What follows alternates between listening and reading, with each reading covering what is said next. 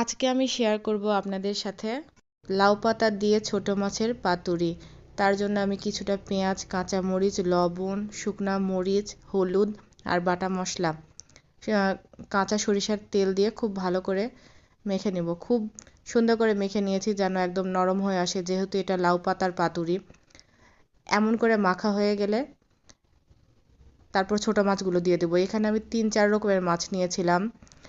Gucci মাছ, ট্যাংরা মাছ, জাল মাছ, আরও কি যেন মাছ ছিল।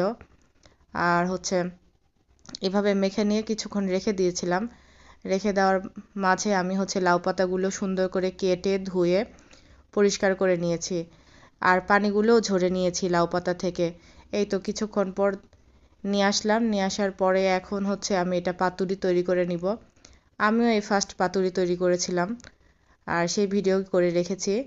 আর তার জন্য আমি কিছু কচি পাতা নিয়েছি।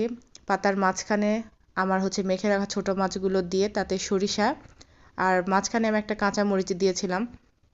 সবগুলোতে না, কিছু কিছু দিয়েছিলাম। আর তারপর এভাবে ভাজি দিয়ে নিয়েছি। আমি বেশ কয়েকটা এভাবে ভাজি দিয়ে নিয়েছি। ভাজটা একদমই সহজ।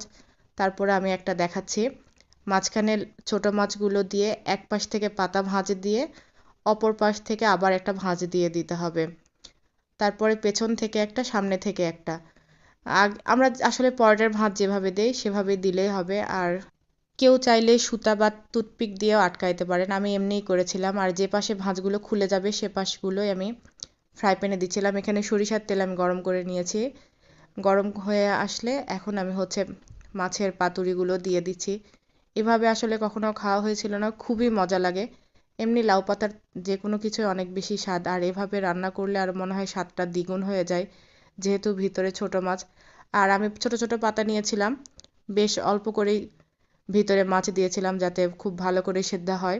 তারপর ঢাকনা দিয়ে ঢেকে দিয়েছি। আমি এটা খুব সময় নিয়ে রান্না করেছি।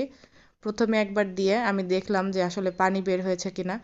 তো দেখলাম না, অনেকগুলোই পানি বের হয়ে এসেছে। তারপর আস্তে আস্তে আমি ভেজে নিয়েছি।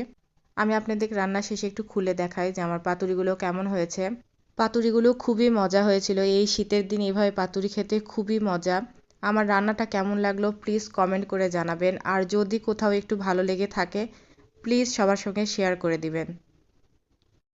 আজকে আমি শেয়ার করব আপনাদের সাথে লাউ পাতা দিয়ে ছোট মাছের পাতুরি। তার জন্য আমি কিছুটা পেঁয়াজ, কাঁচা মরিচ, লবণ, শুকনা মরিচ, হলুদ আর বাটা মশলা, কাঁচা সরিষার তেল দিয়ে খুব ভালো করে মেখে নেব। খুব সুন্দর করে মেখে নিয়েছি যেন একদম নরম হয়ে আসে, যেহেতু এটা লাউ পাতার পাতুরি। এমন করে মাখা হয়ে গেলে তারপর